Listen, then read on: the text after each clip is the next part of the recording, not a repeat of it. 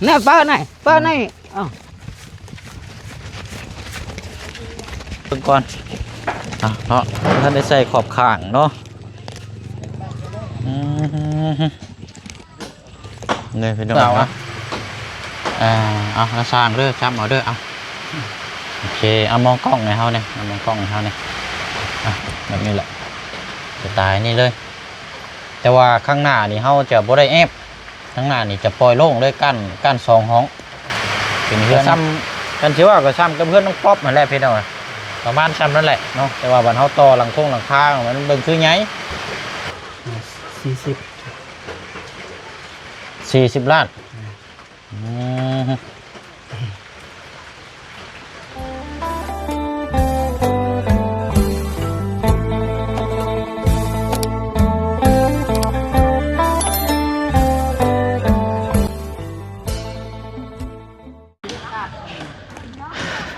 พี่น้องเนาะมาเปลี่ยนใหม่เอาตัวนั้นแหละระวังได้มันนั่นเด้อประตูโอเคไปดินบล็อกนะเอาโจยูนลงพุ่งรถประตูดินบล็อกนะยูนลงพุ่งยูนไปไกลๆรถเอามาสังกะสีนะโอเคเอาจับดีๆลูกเด้ออันนี้ต้องโจม2 คนอันนี้นะนี่ต้องโจม2 คนป้อมียังตัดก๊กนั่นบ่อนะเอามาก่อนนี่ไม้ก่อนเจ้าจ้างเพิ่นบ่อนะ bòลูกเฮา ฮะ ai hầm เอาลูกชายเห็นบ่ rồi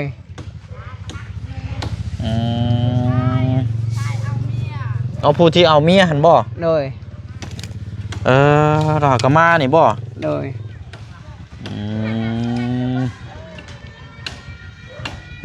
เอาเดี๋ยวซอยกันเนาะมาสร้างเขาตะปูบ่มีช่ำชื่ออยู่ใส่มันดงกับบ่มีตะปูซองนะมาตอกโอ้ยที่หาอยู่ใส่บานเบิดเลย có riệp rồi ได้ป่ะ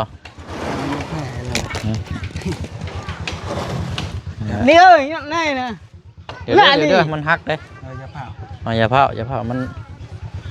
3 คน3 แผ่นกับ4 แผ่นโตที่กระเจ้าห้องมาให้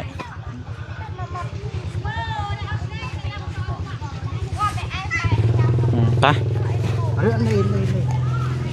มึงเด้อละจับมาละจับปลายได้แตกเลย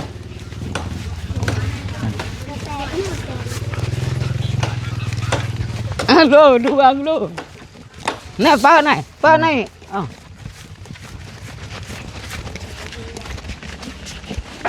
เนาะโอ้เอาขึ้นไปทึ่งได้ก็ได้สร้างเลยเรียบร้อยแล้วเนาะมุงโอ้ไวอยู่นี่พี่น้อง lạ เอาขึ้นทึ่งเลยเอาฮับช่วยกันได้เนาะเคลียร์สถานที่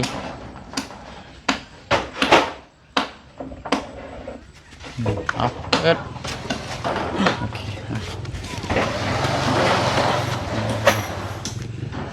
3 แผ่นเนาะพออยู่หรอกเนาะคันบ่พอก็เอาต่ออันนี้ก็ได้ซอยใช่น่ะมันมี4 แผ่นใส่ต่อปิดทวนตอนนั้นแหละพี่น้อยเนาะโอ้เรียบร้อยแล้วใช้เบิ่งก่อนท่านได้ใส่ขอบข้างเนาะเนี่ยพี่น้อยเนาะปิดตัวนี้เข้าไปเพราะแล้วยังสิดูดีมุงเรียบร้อยแล้ว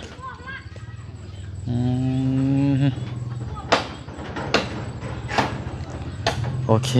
ไปเนาะเดี๋ยวเรามาพูดมาคุยหลักการมาแจ้งให้ทาง FC เฮานะครับได้ฮู้น้ำกันเนาะพี่น้องเนาะพอดีว่านี่แหละพี่น้อยเฮาจะพูดคุยสำหรับทางเรื่องเฮือนหลังใหญ่เนาะเพราะว่าอยากแจ้งให้ทางปลุง FC เฮาฮู้น้ำกันแล้วก็จะถามทั้งสร้างเนาะว่านี่แหละพี่น้อยเพิ่นสิเอาเท่าไหร่ราคาเท่าไหร่เนาะเรื่องค่าสร้างและก็ บวกกับอันทั้งเอาแบบให้เราเบิ่งอะไรพี่น้องเนาะ โดย เอาเดี๋ยวพูดคุยนำกันไปประตูไปย่างไปพุ่นละ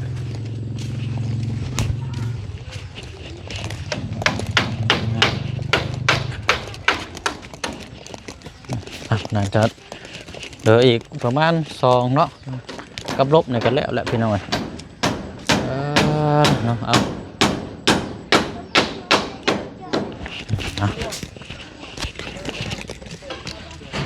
บนบันไดเนาะบนสูงบันไดพอดีโหลดพิดกันไปโอ้ขากแล้วนี่พี่น้อยเนาะเอาอะไรพี่น้องเนาะอัพประตูยับมาพี่ก่อนเนาะเอาพี่น้องเด้อเนาะครับสบายดีและสวัสดีพ่อแม่พี่น้อง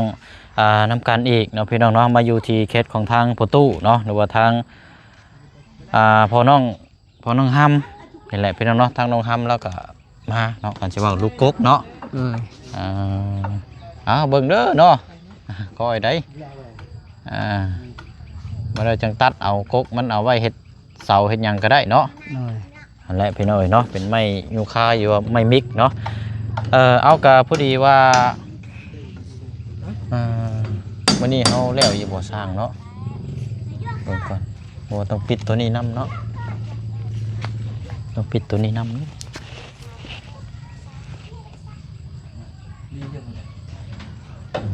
บ่ายมันสิง่ายก็คือบ่ง่ายได้เนาะประตูเนาะ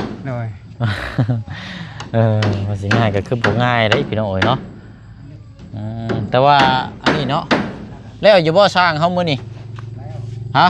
แล้วอยู่เนาะอ๋อโอเคใช่เดียว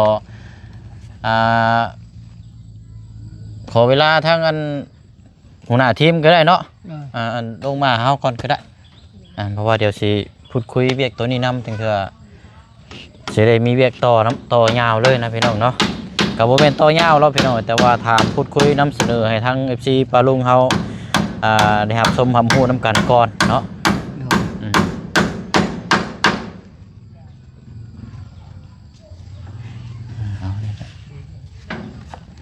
ไปพุ่นก็ได้ไปนั่นแหละพี่น้องกำลังอันนั้นอยู่กำลังมุ่งเนาะ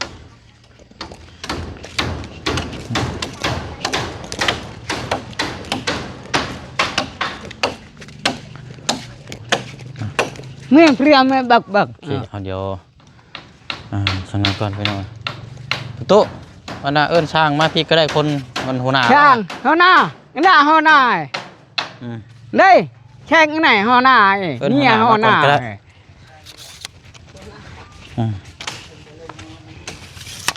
อันนี้ตัดลงอันนี้เนาะเลยโอเคเอาเดี๋ยวนักจัดแล้วละพี่น้องมานั่งนี่ก่อนก็ได้ประตูนั่งนี่ก่อน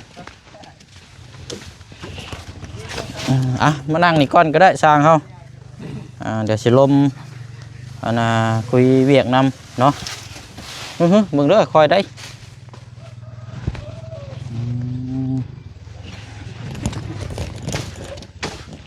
โอเคไม่ต้องอะไรละประตูมานั่งกันเนี่ยใกล้ๆกันก็ได้หรอกบ่แรงจังอาบน้ำเนาะเป็นอย่างหรอกเนาะโดยดิอะไรพี่น้องเนาะเดี๋ยวทางเวียกตัวนี้กับมื้อนี้ก็น่าจะแล้วเนาะอาจจะสำเร็จพี่น้องกันสิว่ากันมุงสังกะสีแล้วก็แม่นว่าปิดพัดลมตัวนั้นเนาะแต่ว่าตะปูที่บ่เสียงบ่มีครับแม่นก็เดี๋ยวขอเฮ็ดจังหน่อยก่อนก็ได้อยู่นะตัวอยากเป็นแบบคือบางเวงแท้เบิ่งได้ได้เนาะมีแต่ว่าเดี๋ยวอีกน้อยนึงพี่น้องเอ้ยตัวนี้ก็เดี๋ยวบ่เชียงสิมอบเงินให้ทั้งสร้างเพิ่นเลยเนาะพี่น้องเนาะเพราะว่าเฮาคุยนำกันก็3 ล้าน3 ล้านกีบเนาะเดี๋ยวให้ทั้งสร้างเพิ่นเก็บตกหน้างานอย่างเรียบร้อยหั่นแหละอันเฮือนทางไอ้ปั้นนั่นเจ้าเฮ็ดแล้วเบิดแล้วบ่ยังขั้นตอนไหนแน่จ้ะขั้นใดยังแต่บันไดเนาะครับทอกคานเทคานออมเพื่อนก็ถือว่ายังอีก2 ขั้นตอนเนาะกับบันไดเทกอออมคานเลยเนาะบ่ได้เทพื้นนำบ่มันยังปวดไม้อีกเลยโอ้พอดีๆนี่เนาะ สิบ่ได้ไปขึ้นส้นอยู่ห่มกระตู้เพิ่นว่าเราประจักษ์บาดนี่เนาะแม่นแท้ได้นี่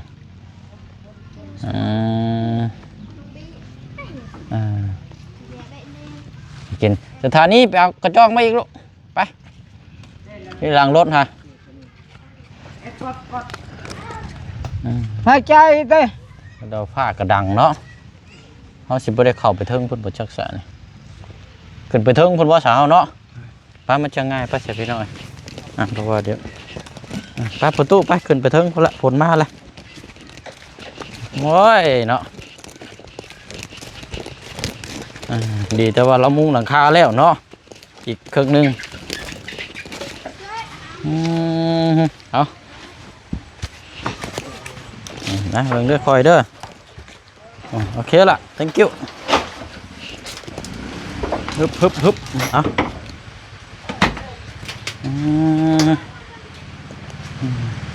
แผ่นยังไงแท่หน้าเม็ดบ่นี่เม็ดซาวบ่เม็ด5นั่งก็ได้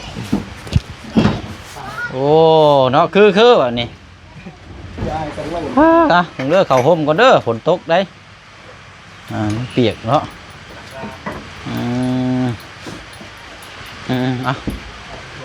พอ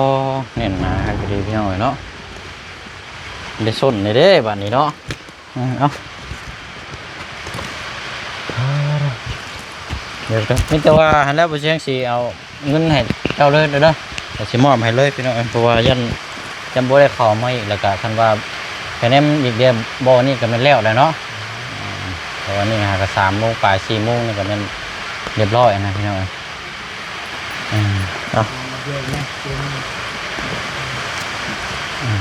่แหละพี่น้องเป็นเงิน3 ล้านกี่ประมาณ4,000 ปลายนะพี่น้องก็คือว่าธรรมดาเนาะอันที่เรากัน4,000 5,000นี่แหละเอาประตูอนุมือเอาแล้วสร้างเด้อจับเอาเด้อโอเคเอามองกล้องในเฮาเนี่ยเอามองกล้องในเฮาเนี่ยโอเคอะไรเนาะนับมองก่อนเด้อมันว่ามันบุกเพียงพอหั่นละเห็นน้ำกัน3 คนเนาะก็โอ้คนละล้านพอดีบ่หรือว่าไผมีค่าเครื่องนี่ก็ฮักเอา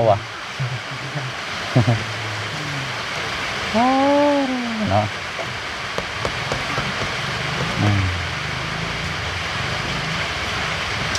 เป็นตกลิ้นพี่น้องเย็นจ้อยเลยป่าน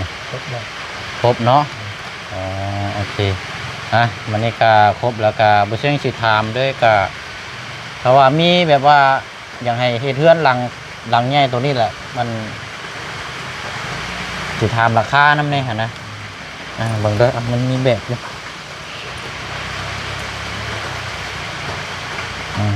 สไตล์นี่ก็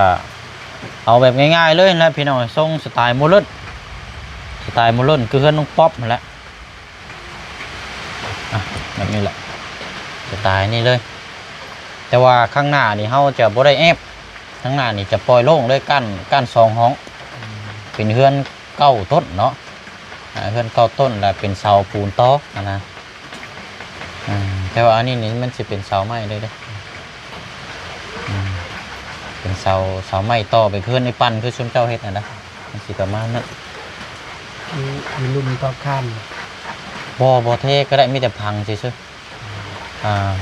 เอาง่ายๆสามีแต่พังแล้วก็ตั้งขึ้นกับชุดเทิงก็แม่นว่าเฮ็ดแล้วเบิดหั่นแหละตามในรูปหั่นแหละประมาณนี้เห็นไหมงามบ่อะไรฉลาดกาสิไม่ผาชรานี่แหละ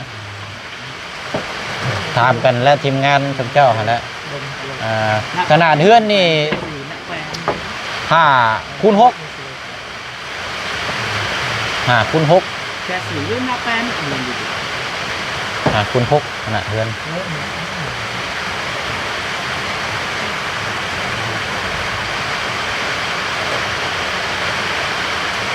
กระซ้ำกันเชื่อว่ากระซ้ำกับเพื่อนน้องป๊อปนั่นแหละพี่น้องประมาณซ้ำนั่นแหละเนาะแต่ว่าบันเท้าต่อหลังคามันเบิ่งคือไงแต่ว่าคุ้มกล้องก็มีอย่างกัน5x6ประมาณซ้ำนี่แหละ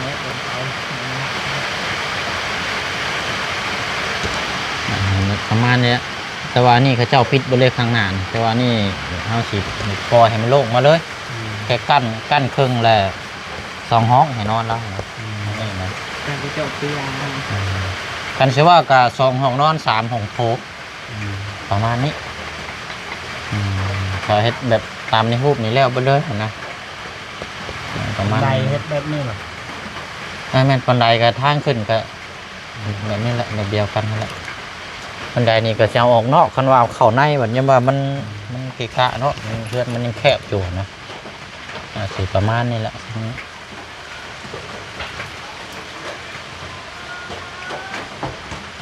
ตรงสไตล์แบบนี้แหละพี่น้องคือน้องป๊อปมาแล้วเวลาผ้าฝนตกมามันจังบ่เปียกมันสาดมันก็จังบ่เปียกแน่เนาะกันว่าทรงสไตล์คือเพื่อนทั้งเบาตะโลนี่ก็อีกแนวนึงพี่น้องแต่ว่ามันเพื่อนมันขนาดมันเก่าเสาเลยตัวนี้ว่าสิโยกไปคือเพื่อนทั้งน้องไม้น้องท้ายแบบ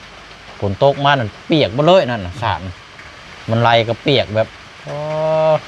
ไหลเลยอันนี้ใครเนี่ยอันนี้ก็สิเป็นโมเล่นแต่คือเพื่อนน้องป๊อปนี่แหละพี่น้องสไตล์แบบนี้แหละเนาะเอาก็ถามเบิ่งทั้งสร้างแจ้งพี่แจ้งน้องทำหู้น้ำกันนี่แหละพี่น้องทั้งเธอว่าสร้างเพิ่นพอแจ้งพอหูราคากับราคาเท่านี้ถ้าว่าพอพังกับพี่น้อง FC เขาว่าเห็นดีน้ำทั้งทีมงานทั้งน้องๆเพิ่นกับให้เฮ็ดกับพร้อมแล้วพี่น้องเนาะกับเบิ่งตามราคาและตามเหตุตามปัจจัยเนาะอันนี้ก็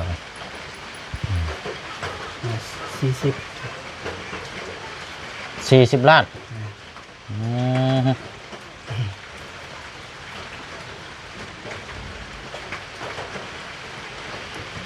อันแต่เก่านี่เฮ็ดประมาณนี้บ่ที่เจ้าเฮ็ดแต่เก่ามากัน เพื่อน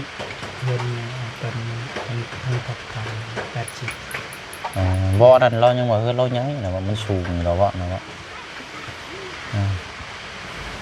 เฮือนใหญ่สูงได้นั่น40 ล้านพี่น้อยเนาะ40 ล้านกีบก็ประมาณเกือบ 2,000 ลอน 2,000 ดอลลาร์หรือว่าเงินบาทเฮาก็เกือบ 60,000 บาทประมาณสำเพื่อนน้องป๊อปแต่ว่าเพื่อนตัวนี้มันจะต่อเสาปูนเนาะต่อเสาปูนมันก็สิคันสิว่าก็รายละเอียดมันกันแน่นอนอยู่แล้วตัวนี้เนาะเพราะว่าเฮาบ่ได้ย่อแบบคือเพื่อนน้องป๊อปเลยพี่น้องไปตามขั้นตอนอันนี้ก็ทำคลิปถามพี่ทำน้องน้ำกันนั่นแหละพี่น้องนะว่าเห็ดดีน้ำบอเนาะแต่ว่านั่นเขาก็ยังมีหลายสร้างนี่หรอกพี่น้องแต่ว่าอยากถือทั้งน้องพ้นมาเห็ดอันนี้ก็ได้ถามมาพูดคุยน้ำกันนะว่าพี่น้องว่ามันแพงเขาก็จะเอาสร้างอื่นมาล้มเบิ่งอีกพอสร้างก็มีหลายพี่น้องมุดดอกเนาะสร้างเนี่ยแต่ว่าอยู่ที่ว่าไปจะให้ราคาเท่าไรแหละก็อยู่ที่ว่าฝีมือเนาะเพราะว่าเขาเห็ดเวียกงานนี่มันเป็นงานในการช่วยเหลือคนช่วยเหลือทั้งประตูเรานะเพราะว่าผู้ที่เพิ่นซอยนี่ก็มันหลายคนนะแบบคนละ10คนละ20แบบซอยกันมันโมเมนต์คนเดียวนะแบบสมทบซอยกันเพราะว่าต่างซอยเราอยากให้เราได้เฮือนนะใช่ป่ะกันต่างคนต่างเห็นใจน้ำกันนะมานั่นแหละเนาะคันว่าประมาณจัก30นี่โอเคอยู่บ่เนาะประมาณจัก30 ล้านนี่ได้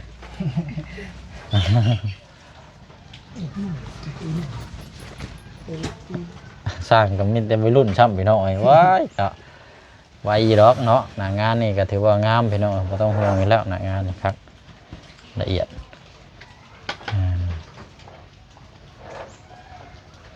ก็คุยกันเบื้องก้อนเนาะถ้าว่าเฮ็ดต่อถ้าว่านั่นจังใดก็แจ้งบอกเด้อมันกับโบยากเราพี่น้องเพราะว่าคือเฮาถามกันก่อนเพราะว่าเครื่องไหม้ยังก็บ่ได้มียังขาดลายนะพี่บอกยังขาดลายยายโอ้ลายนั่นแหละเนาะทั้งคาสร้างทั้งไม้ฝาชิราทั้งไม้วงกบประตูหน้าต่างสังกะสีเนาะพี่บอกกับมันก็ลายคือเขาบอกนะพี่น้องแต่ว่าก็อยากแจ้งพี่น้องครับพูดน้ำกันว่าราคาสร้างทีมงานน้องเพิ่นนี่เพิ่นเอาเท่าไรว่าราคานี้แพงเขาก็เอาสร้างอื่นมาคุยอีกตัวใดที่ว่าโอเคเขาก็จังพี่น้องเห็นดีน้ำเขาจังให้เพิ่นมาเฮ็ดนะพี่น้องเนาะก็คือยกตัวอย่างอยู่บ้านสแล้วนะเคสทางเมนเอิงก็สร้างนั่นเขาเอามาแล้วเพิ่นอยากได้25 ล้านมันแพงโพดเอาสร้างไม้แล้วเพิ่นเอาน้ำ20 ล้าน ราคาพอพังพอหิตพอปูนเนาะก็ให้เพิ่นเฮ็ดนะเพื่อนอันสีกำลังสีเฮ็ดนี่อยู่บ้านใช้แล้วนี่ก็เสาลาดนั่นน่ะ4x6อันนั้นก็เสาแบบนี้คือกันแบบเดียวกัน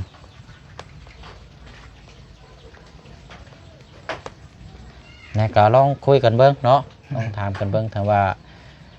ครับเบียกต่อก็จะกันว่าอย่างมันมาครบแล้วก็สิให้มาเฮ็ดเลยนะมันมีงบมาอย่างมาเพียงพอก็สิได้จำเจ้ามาเฮ็ดเลยแต่ว่าแต่หมูเชียงนี่ก็ บ่ได้เทขาง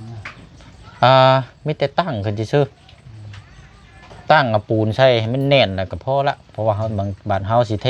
พื้นเพิ่นละจังเทคานก็ได้แล้วจังว่ากันอีกเท่านึงอันนั้นก็เอาต่อสุดเฮือนให้มันแล้วก่อนหั่นนะ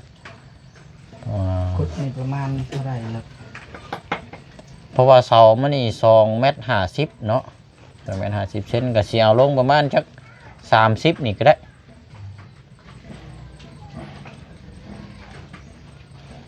3 เมตรเฮือนนี่บ้านเฮานี่2 เมตรนี่คือว่าสุดแล้วเนาะสูงแล้วเนาะคนลาวบ้านเฮานี่สามกับเพื่อนน่ะเจืองนี่ก็เสาขนาดเดียวกันก็สิเอาลงประมาณจัก30นี่แหละเนาะ30หรือว่า40นี่ก็ได้เพราะยังเหลือลายอยู่ประมาณนี้แหละ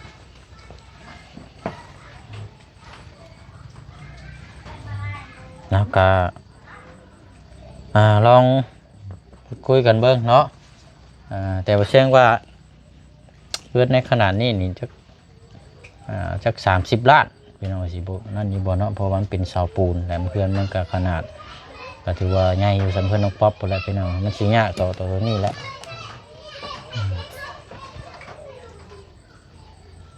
ดูว่าพี่น้องว่าโอ้มันแพงโพด30 ล้านก็ลดลงอีกจักหน่อยบ่หรือว่าจังได๋ก็จังว่ากันอันนี้เนาะเพราะว่าเฮาคือนำเสนอซื่อๆได้ทางนำเสนอให้ทาง FC เพิ่นเบิ่งว่าราคาจ้างเฮือนราคาทรงนี้สไตล์นี้นี่มันตามเหตุตามปัจจัยแล้วเนาะต่างซอยเดือกันนะมันราคาเท่าใดประมาณนี้นะพี่น้องครับแต่ว่า30 ล้านกับประมาณเงินลอนเท่ากับ 1,500 ดอลลาร์เนาะประมาณนี้แหละพี่น้องเดี๋ยวว่าลดลงอีกนิดนึงเพราะเรทตามเรทเงินขึ้นลงกันใช่ไหมครับ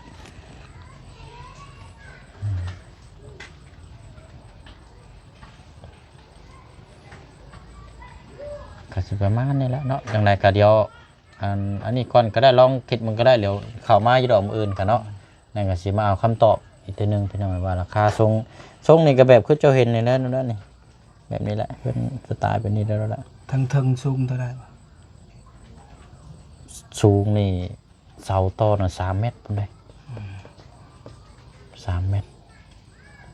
ก็เรียกว่า2 เมตรน้อยๆนี่นะเพราะว่ามันต่ำหลายมันก็บ่งามเนาะ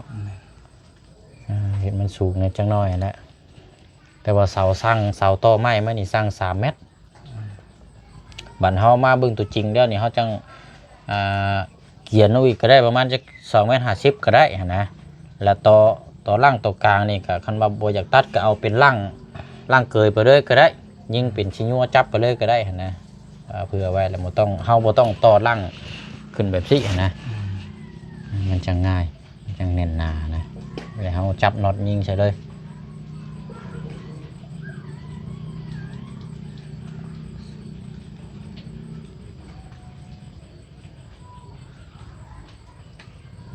เบื้องนั้นก็คือแบบนี้ใช่เบื้องนั้นแบบเดียวกันสไตล์เดียวกันได้แบบเดียวกันกันเชื่อว่าก็สองข้างนี่แบบเดียวกันสองข้างแบบเดียวกัน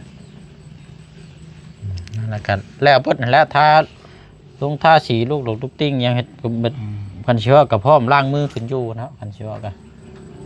ประมาณนี้นะบันดงบันไลยังปิดประตูปิดบานยังแล้วเพิ่นแล้วเนาะไปลุดให้5 ล้านจ้ะ35 ล้าน35 ล้านไม่ต้องเนาะ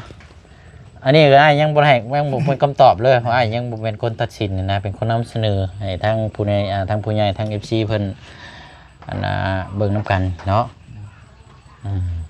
แต่ว่าเพิ่นว่าเห็นดีนำก็จ จ้างแต่ว่าบ่เห็นดีนำก็อ้ายก็สิได้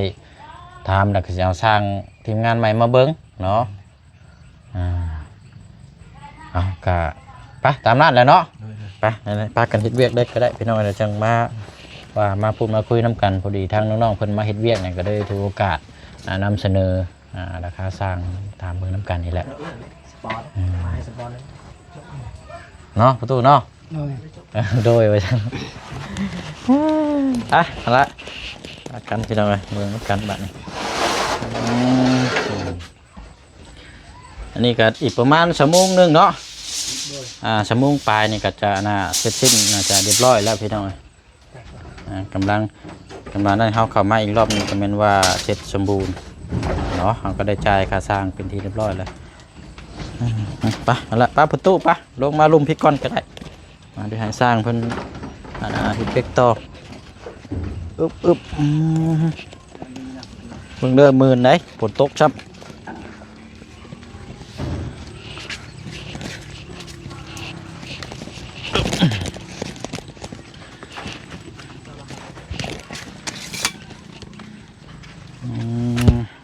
หน่อยเนาะอยู่แต่มุงกับปิดทวนตัวนั้นก็แม่นว่าเรียบร้อยเนาะนั่นก็จังหามาขึ้นย้ายบ่หรือว่าสินอนอยู่นี่ก่อนก็จังว่ากันอีกทีนึงอันนี้เนาะไปมายืนอยู่เสาพี่ก่อน